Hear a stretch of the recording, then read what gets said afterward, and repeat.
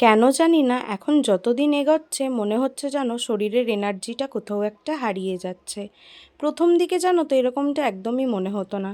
তখন মনে হতো কিভাবে নিজেকে অ্যাক্টিভ রাখা যায়, কিভাবে কাজবাজের মধ্যে থাকা যায়। তবে শেষের দিকে এসে কিন্তু এটা একদমই মনে হয় না। এখন শুধু মনে হয় কতক্ষণে ঘুমাবো আর খিদে পেলে খাবো। সত্যি কথা, এখন আমার না বড্ড খিদেটা বেড়ে গেছে। আর থেকে থেকেই না শুধু ঘুম পায়। ঘুম যখন পাই আমি ঘুমিয়ে নিই, তবুও যেন মনে হয় শরীরের ক্লান্তিটা মিটছে না। যাই হোক, আজকে সকালবেলা উঠে তো রোজকার মতো খাওয়া দাওয়া করে নিয়েছিলাম।